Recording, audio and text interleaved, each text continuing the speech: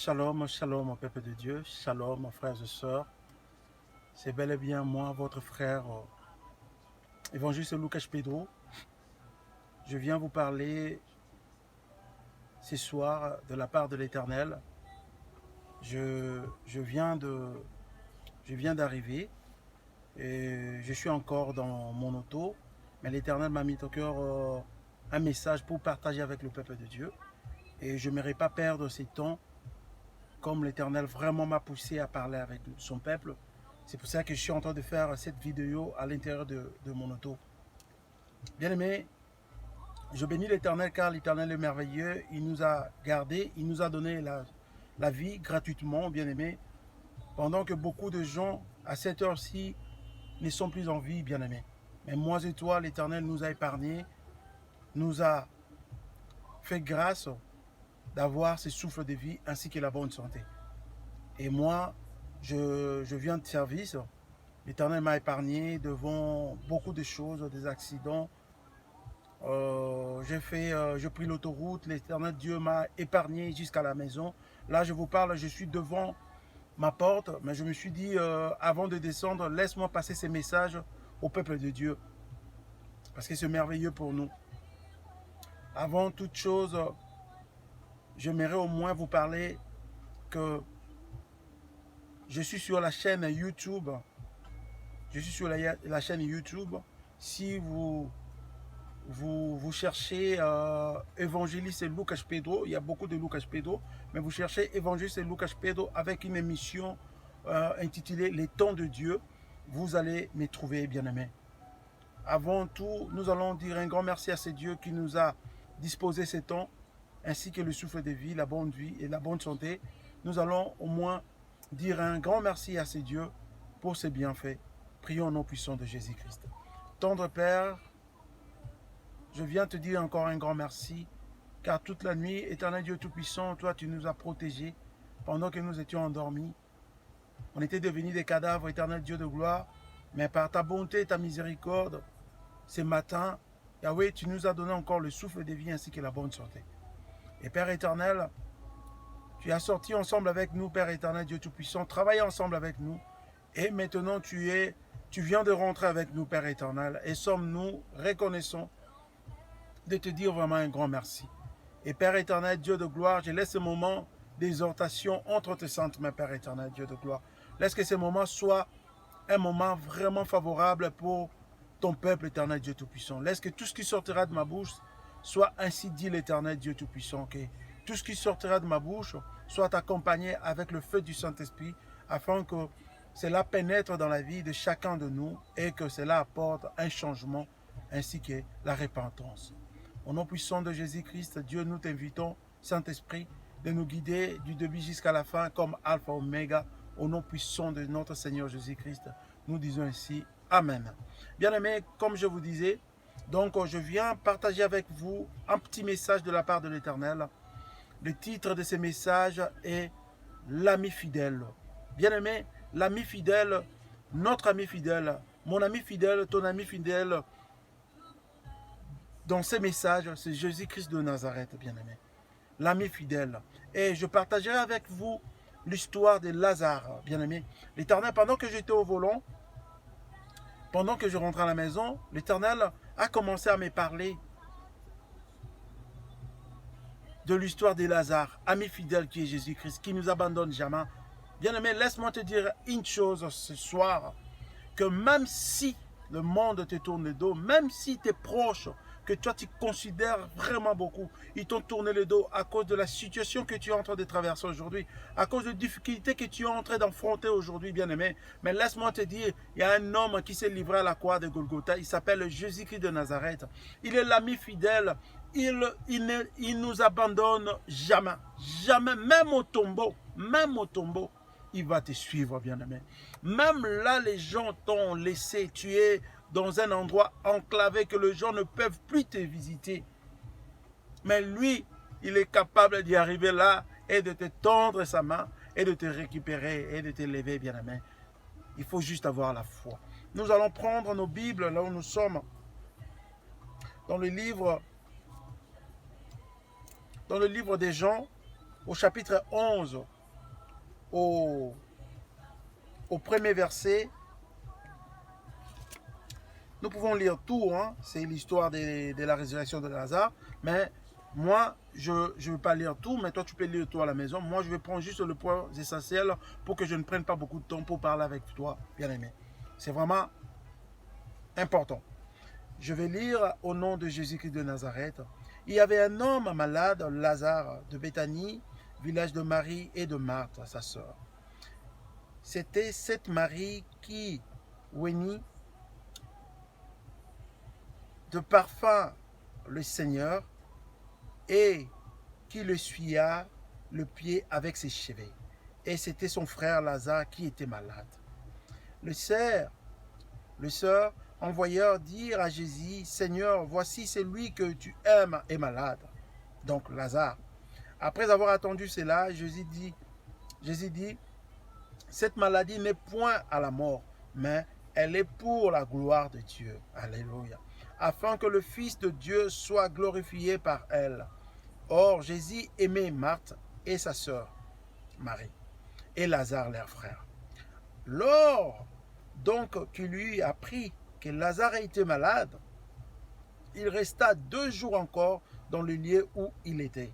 Et il dit ensuite aux disciples, retournons en Judée. Les disciples lui dirent, Rabbi, les Juifs, tout récemment, cherchaient à te lapider, et tu retournes en Judée. Jésus répondit, n'y a-t-il pas 12 heures au jour? Si quelqu'un marche pendant le jour, il ne bronche point, parce qu'il voit la lumière de ce monde. Mais si quelqu'un marche pendant la nuit, il bronche, parce que la lumière n'a pas en lui. Après ces paroles, il leur dit, Lazare, notre ami, dort, mais je vais le réveiller. Les disciples lui dirent, Seigneur, il dort, il sera guéri. Jésus avait parlé de sa mort, mais ils crurent qu'il parlait de l'assoupissement du sommeil. Alors Jésus leur dit ouvertement, Lazare est mort. Et à cause de vous, afin que vous croyiez, je me réjouis de ce que je n'étais pas là. Mais allons vers lui. Sur quoi Thomas, appelé Didyme, dit aux autres disciples, allons aussi afin de mourir avec lui. Jésus, étant arrivé, trouva que Lazare était déjà depuis 4 jours dans le sépulcre. Et comme Béthanie était près de Jérusalem, à 15 stades environ, beaucoup de Juifs étaient venus vers Marthe et Marie pour les consoler de la mort de leurs frères. Lorsque Marthe apprit que Jésus arrivait, elle alla au-devant de lui, tandis que Marie se tenait assise à la maison.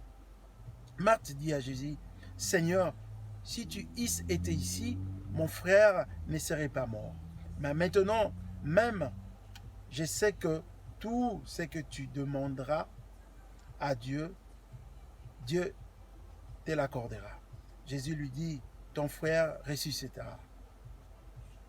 Je sais, lui répondit Marthe, qu'il ressuscitera à la résurrection au dernier jour. Jésus lui dit, je suis la résurrection et la vie. Celui qui croit en moi vivra quand même il serait mort. Et quiconque vit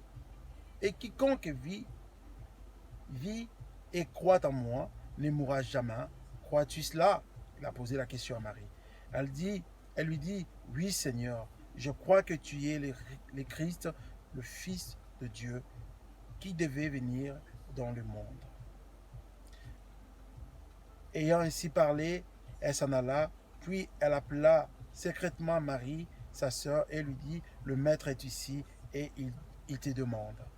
Dès que Marie y attendu, elle se leva promptement et alla vers lui. Car Jésus n'était pas encore entré dans le village, mais il était entré, mais il était dans le lieu où Marthe l'avait rencontré. Les Juifs qui étaient avec Marie dans la maison et qui la consolaient, l'ayant vue s'élever promptement et sortir, la suivèrent, disant, elle va au sépulcre pour y pleurer. Lorsque Marie fit arriver là où était Jésus et qu'elle le vit, elle tomba à ses pieds et lui dit, Seigneur, si tu eusses été ici, mon frère ne serait pas mort. Jésus, la voyant, pleurait et elle et le Juif qui était venu avec elle frémit à son esprit et fut tout ému. Et il dit, où l'avez-vous mis, Seigneur? Lui répondirent-ils, viens et vois. Jésus pleura, sur quoi les Juifs dirent, voyez comme il l'aimait. Alléluia. Bien-aimés, vous pouvez continuer à la maison, parce qu'après, Jésus-Christ appela Lazare, et Lazare,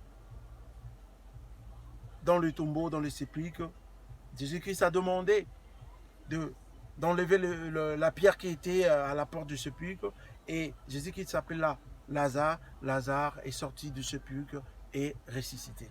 Mais ce qui est important pour ces messages bien-aimés, l'ami fidèle, Marie et Marthe, les deux sœurs de Lazare, ils étaient proches de Jésus. Jésus aimait beaucoup Lazare et aimait aussi ses sœurs. Mais pendant que Jésus était en déplacement, Lazare était tombé malade. Et ces deux sœurs, ils se sont précipités pour envoyer le message à Christ que ton ami est tombé malade. Parce qu'ils savaient bien que si Jésus arrivait à temps, il va guérir leur frère Lazare. Mais le plan de Marie et Marthe n'était pas le plan de Dieu. Bien-aimé, ton plan ce soir n'est pas le plan de Dieu, bien-aimé. Pour Marie et Marthe, elles se disaient plutôt que non, on va envoyer les gens pour parler à Christ que Lazare est malade. Et dès qu'il sera là, il va prier pour Lazare, Lazare va guérir. C'était le plan de Marie et Marthe.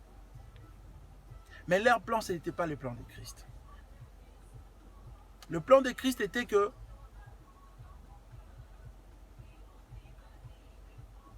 Lazare ne soit plus en vie, pour qu'il soit ressuscité et pour que la gloire de Dieu soit manifeste. Alléluia. C'est une histoire vraiment merveilleuse, bien-aimé. L'ami fidèle. L'ami fidèle qui nous suit jusqu'au tombeau, bien-aimé. Bien-aimé, regarde tout autour de toi. Les amis que tu as eus. Combien d'amis que tu as eus depuis que tu es devenu à cet âge et qui ne sont plus aujourd'hui avec toi. Ils se disaient qu'ils étaient des fidèles. Ils se disaient qu'ils t'aimaient. Mais à cause de manque de biens matériels aujourd'hui, parce qu'ils ont fait un pas de plus que toi dans la vie matérielle aujourd'hui, et ils se disent qu'ils ne sont plus de même niveau que toi. Mais avant, ils se disaient, quand ils n'avaient rien ensemble avec toi, ils se disaient qu'ils étaient des amis fidèles pour toi. Mais à cause de biens matériels, bien-aimés, aujourd'hui, ces gens-là, ils se disent qu'ils ne peuvent plus te côtoyer parce que tu n'es plus de leur niveau, bien-aimé. À cause de biens matériels. Bien-aimé, laisse-moi te dire ce soir, ton propre époux aussi peut prendre certaines décisions, même la décision de se divorcer de toi. Ton épouse aussi, la même chose. Tes enfants peuvent se dire aujourd'hui que nous ne voulons plus de toi. Ils te négligent aujourd'hui, ils te tournent le dos. Ta propre mère aussi, ton père aussi peuvent faire cela, tes parents aussi, tes frères et sœurs aussi. Mais la seule personne qui est fidèle, sa fidélité pour l'éternité, c'est Jésus-Christ de Nazareth.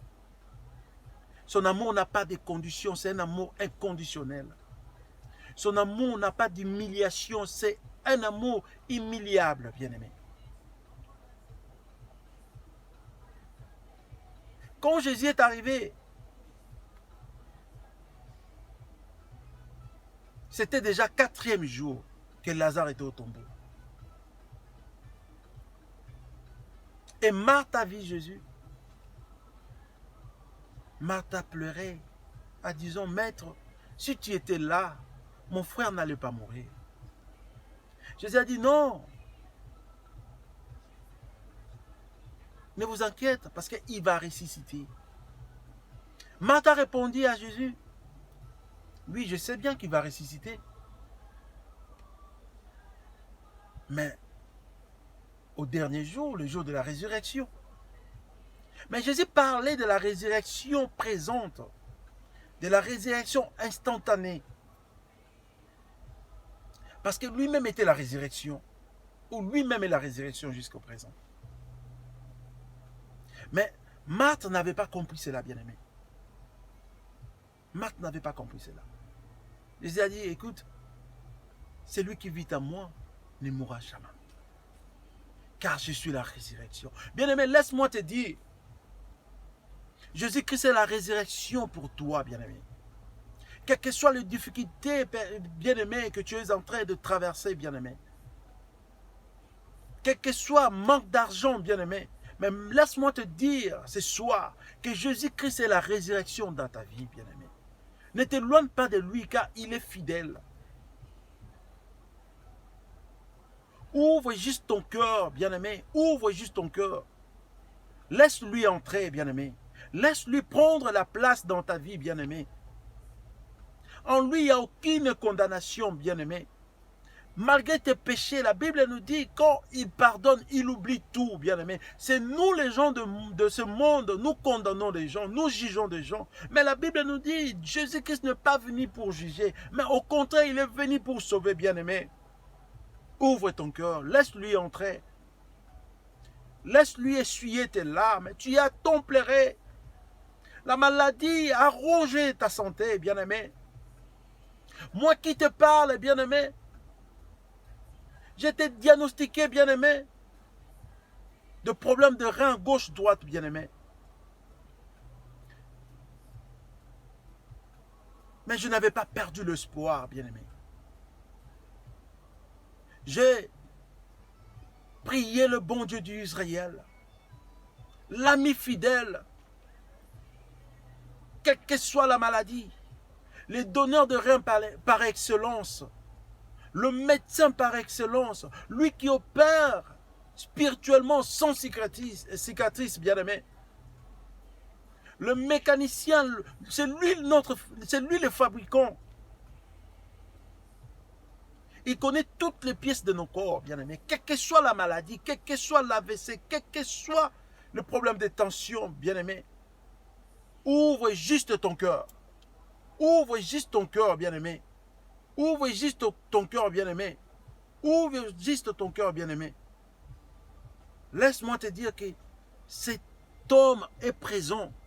Il veut entrer dans ton cœur, dans ta vie, visiter ta vie, changer.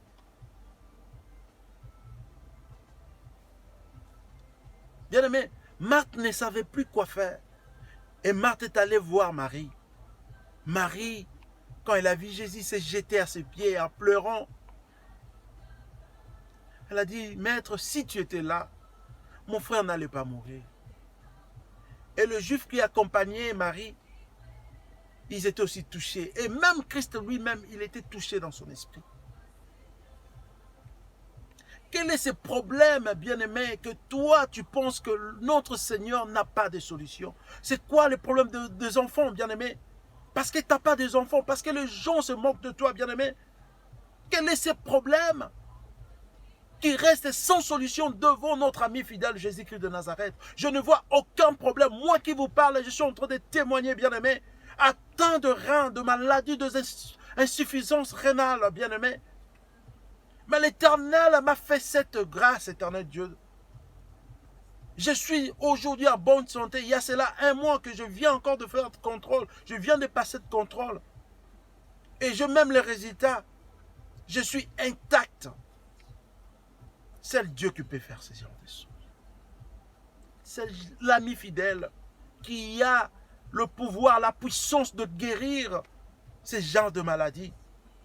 Parce que moi, je me disais, même si j'ai trouvé le donneur, il fallait que je puisse avoir l'argent. Même si j'avais l'argent, il faut trouver un donneur. Mais même si je trouve un donneur, il faut que le rein soit compatible. Et même s'il y a la compatibilité de rein, il faut que l'opération passe vraiment merveille. J'avais plusieurs questions dans ma tête, de points d'interrogation. Mais je levais mes yeux vers ce Dieu puissant. Je levais mes yeux vers cet ami fidèle. Il m'a tendu sa main, il m'a dit, écoute Lucas, tu as une mission. Aussi longtemps que tu n'as pas encore accompli cette mission, tu ne mourras pas.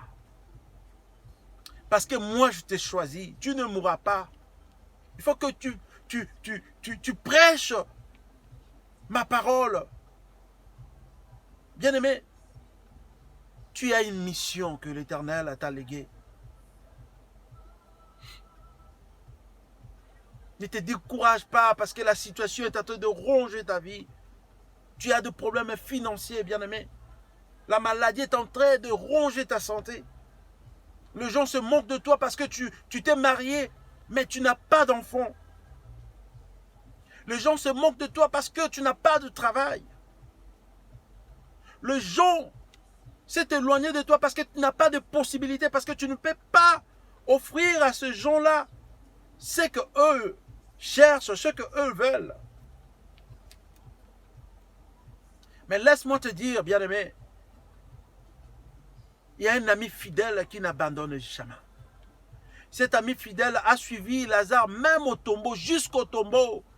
4 jours après la mort, Lazare sentait déjà. Mais cet ami fidèle s'est pointé devant le sépulcre. Il a demandé d'enlever la pierre qui était à l'entrée du sépulcre. Et il a appelé Lazare par son nom. Laisse-moi te dire, ce soir, cet ami est prêt pour t'appeler par ton nom, bien-aimé.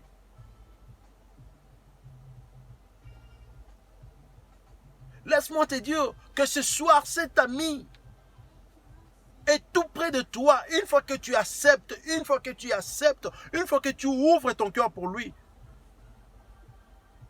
il va entrer et il t'appellera par ton nom, bien-aimé. Et il ressuscitera toute chose qui est morte en toi, bien-aimé. Si c'est les enfants, il te donnera les enfants. Si c'est le mariage, il te donnera le mariage. Si c'est la santé, il va rétablir ta santé. Si c'est le moyen financier, il te donnera les moyens financiers. Bien-aimé, c'est Dieu fidèle. L'ami fidèle, c'est Jésus-Christ, bien-aimé. Ne perds pas ton temps, bien-aimé. C'est le temps de Dieu maintenant. Laisse-moi te dire une chose qui est merveilleuse, bien-aimé. C'est le temps de Dieu, bien-aimé. Ne perds pas ton temps, bien-aimé. Ce n'est pas à cause de tes péchés, bien-aimé, que tu vas t'éloigner de ce Dieu. Non, bien-aimé. Ne te justifie pas quand tu cherches à demander pardon, bien-aimé. Ne te justifie pas quand tu cherches à t'excuser, bien-aimé. Accepte les humiliations de ce monde, bien-aimé. Accepte le moquerie de ce monde. Mais ouvre ton cœur. Laisse ce Jésus-Christ, l'ami fidèle, prendre la place dans ton cœur. Et tous ces gens qui se moquent de toi, tous ces gens qui se moquent de toi, bien-aimé, tous ces gens qui parlent mal de toi, bien-aimé, ils vont changer leur langage, bien-aimé. Ils vont changer leur langage, bien-aimé. Je viens t'exhorter ce soir, bien-aimé.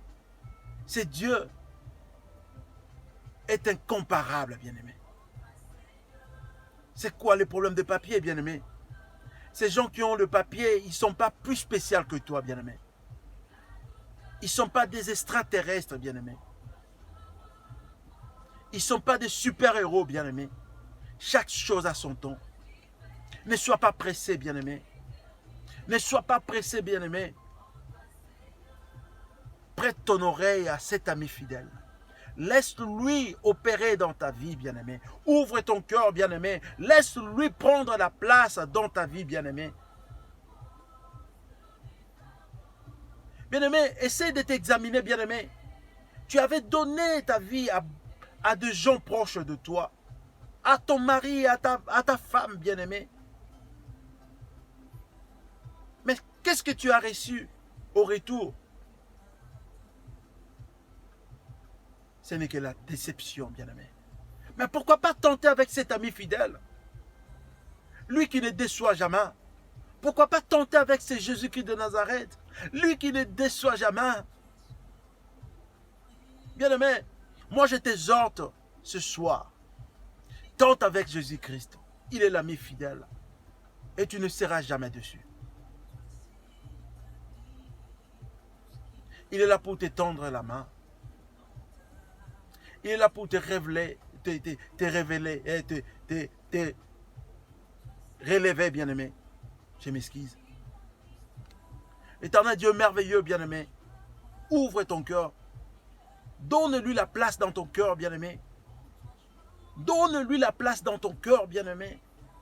Il est fidèle, bien-aimé. Il est fidèle. C'est un ami fidèle. Il ne déçoit jamais cet homme. L'homme de 33 ans, il ne déçoit jamais. C'est quoi le problème dans ta vie? C'est quoi le problème dans ta vie? Quel est ce problème que toi, tu n'as pas la solution aujourd'hui? Tente avec cet ami fidèle. Lui, il est la solution. Il est la résurrection. Il va tout ressusciter dans ta vie, bien-aimé. Moi qui vous parle, bien-aimé, je suis un témoin vivant. Je suis un témoin vivant de la grâce et de la puissance de ces dieux, bien-aimés. Vous me voyez en bonne santé aujourd'hui parce que le Dieu d'Israël, cet ami fidèle qui a suivi Lazare au tombeau, il m'a suivi aussi. Il m'a tendu sa main. Il m'a opéré spirituellement. Il m'a guéri de reins. Et il est capable de te guérir de toute maladie, de toute situation, de tout problème, bien-aimé. Les enfants, les gens se moquent de toi parce que tu n'as plus de trompe. Mais lui, il est le créateur, c'est lui qui t'a créé. Il connaît toutes les pièces qui est dans ton corps, bien-aimé. C'est quoi? C'est le problème des trompes. Lui qui a réparé mes reins, il est capable de réparer les problèmes des trompes. Il est capable de mettre même de nouvelles pièces en toi, bien-aimé. Il n'a pas de limite, bien-aimé. Accepte l'humiliation de ce genre de ce monde aujourd'hui. Accepte le jugement, accepte la condamnation de ce monde, bien-aimé.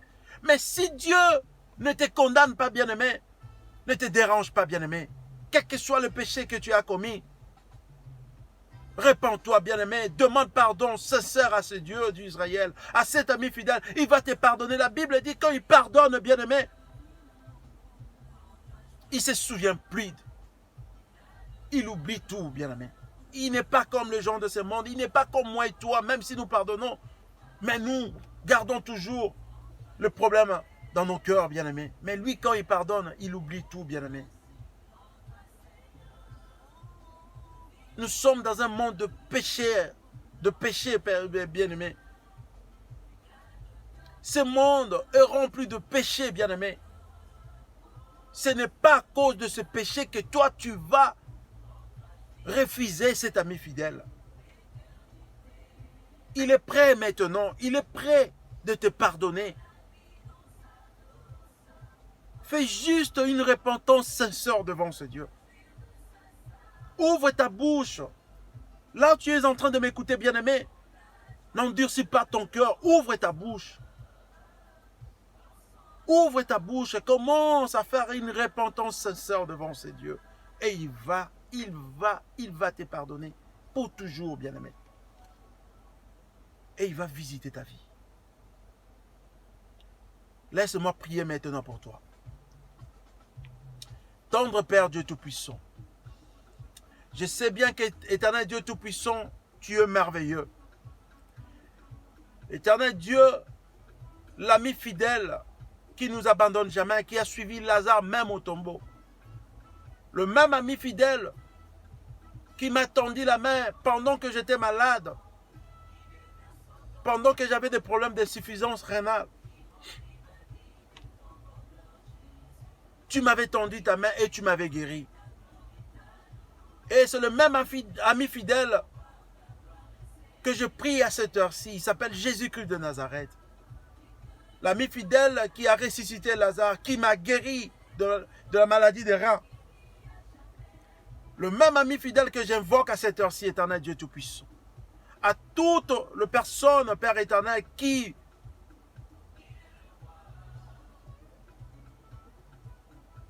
vont me suivre à cette heure-ci, éternel Dieu de gloire. Père éternel, laisse que ta main puissante et guérissante ne soit pas courte pour eux. Père éternel, commence à toucher dans leur vie au nom puissant de Seigneur Jésus-Christ. Père éternel, toi tu connais mieux leurs problèmes, éternel Dieu Tout-Puissant. Si c'est la maladie, Père éternel, tu es la guérison, Père éternel, Dieu de gloire. Si c'est le problème d'enfants, Père éternel, toi tu as de conteneurs et de conteneurs d'enfants, Père éternel. Si c'est le problème de finances, Père éternel, toi tu es la meilleure banque que nous ne pouvons pas trouver dans ce monde, Père éternel, Dieu Tout-Puissant. Père éternel, si c'est le problème spirituel, Dieu Tout-Puissant, toi tu es l'Esprit de Dieu, éternel Dieu de gloire. Papa, commence à visiter ton peuple à cette heure-ci, Père éternel. Et pour ceux qui t'ont reçu, Père éternel, et pour ceux qui ont accepté de te recevoir dans leur vie, Seigneur et Sauveur, Père éternel, Dieu Tout-Puissant. Papa, pénètre leur vie, Papa. Occupe leur cœur, Dieu Tout-Puissant, et opère de grandes choses dans leur vie, Père éternel, au nom puissant de Jésus-Christ. Papa, je te prie, au nom puissant de Jésus-Christ de Nazareth, toi qui es notre Papa, notre Dieu, notre ami fidèle, Papa, opère des choses au nom puissant de Jésus-Christ. Je bénis ton Saint-Nom car tu es merveilleux. Je te lève car tu es le bon Dieu d'Israël. Je te bénis car tu es le bon Dieu d'Israël, Dieu Tout-Puissant. Alpha, Oméga, c'est toi. Ce soir, Père éternel, Dieu, je recommande toutes ces personnes malades entre tes saintes mains. Ce soir, Père éternel, je recommande toutes ces personnes en difficulté entre tes saintes mains. Ce soir, éternel Dieu Tout-Puissant, je recommande toutes ces personnes avec des problèmes de concevoir entre tes saintes mains. Ce soir, Père éternel Dieu de gloire, je recommande toutes ces personnes avec des problèmes spirituels entre tes saintes mains. Père, apporte dans leur vie la solution, la résurrection, la guérison au nom puissant de Jésus-Christ de Nazareth. Je bénis ces temps au nom puissant de Jésus-Christ. Et je dis Amen. Bien-aimés, que l'Éternel Dieu vous comble de sa grâce, de sa puissance, de sa protection divine au nom puissant de Jésus-Christ. Bien-aimé, laisse-moi te dire une chose qui est merveilleuse. L'Éternel Dieu est là présent dans ta vie. C'est une grâce pour toi.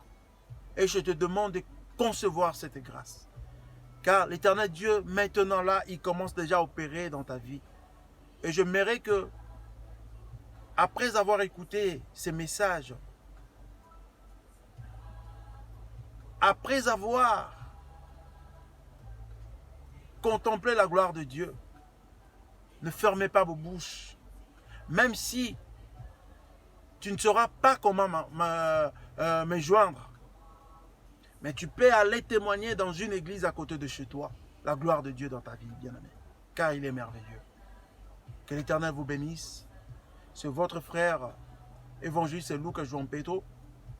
Comme je venais de vous dire, par la grâce de Dieu, on va commencer toujours à passer le message dans notre émission Le Temps de Dieu sur ma chaîne YouTube. Et nous exerçons dans un ministère de la repentance. Priez aussi pour nous. Nous allons aussi prier pour vous. Que Dieu nous protège tout le temps. Que Dieu nous renouvelle son intelligence et sa sagesse, afin que nous puissions toujours avoir des messages de sa part pour partager avec vous. Que Dieu vous bénisse. À bientôt. Amen.